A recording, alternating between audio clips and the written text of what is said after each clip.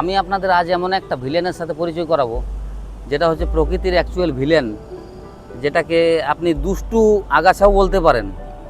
সেটা হচ্ছে পার্থেনিয়াম। এই যে গাছটা দেখছেন, এই গাছটা হচ্ছে পার্থেনিয়াম গাছ। এটা হচ্ছে প্রচণ্ড টক্সিক একটা গাছ। এই যে ফুলগুলো দেখতে পাচ্ছেন, এর ডগায় ডগায় এরকম সাদা গুচ্ছাকারে প্রচুর ফুল হয়। এর পরাগ রেণুটা বাতাসের সাথে খুব সহজে মিশে যায়, এবং আপনি যখন শ্বাস প্রশ্বাস নেবেন তখন কি হয়, আপনার শ্বাস প্রশ্বাসের সাথে এর পরাগ রেণুটা ভিতরে যায় আর শ্বাসকষ্ট আপনি ভুগতে পারেন। এটা আবার যদি চামড়াতে লাগে তাহলে অ্যালার্জির কারণ হতে পারে। এই পার্থেনিয়ামের আরও নাম আছে।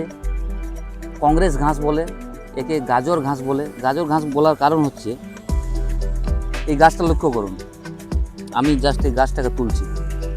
এগুলো যেখানে দেখতে পাবেন এই ধরনের পার্থেনিয়াম, আপনি এর গোড়াটাতে ধরবেন এবং শিকড় শুদ্ধ একে তুলে নেবেন। আশেপাশে যে আগাছাগুলো আছে এগুলো সব হচ্ছে আমাদের উপকারী আগাছা। এগুলো কিন্তু কোনোভাবে নষ্ট করবেন না। এগুলো মাটিতে যে মাইক্রোবিয়াল অ্যাক্টিভিটিগুলো হয় সেগুলো করতে সাহায্য করে। তাই শুধুমাত্র এই ভিলেনটাকে তুলবেন। পার্থেনিয়াম কিন্তু আমাদের দেশের আগাছা নয়। 1950 সালে যখন খুব খাদ্য সংকট হয়, সেই সময় আমেরিকা থেকে গম ইম্পোর্ট করা হয়েছিল, এবং কোনোভাবে সেই সময় গমের সাথে এর বীজ চলে আসে এবং ইন্ডিয়াতে এর বংশ বিস্তার হয়। এবং এটা এত র্যাপিডলি গ্রো করে যে আপনি ধারণাও করতে পারবেন না। এর একটা গাছে প্রায় 5000 থেকে 6000 পর্যন্ত সিড তৈরি হয়।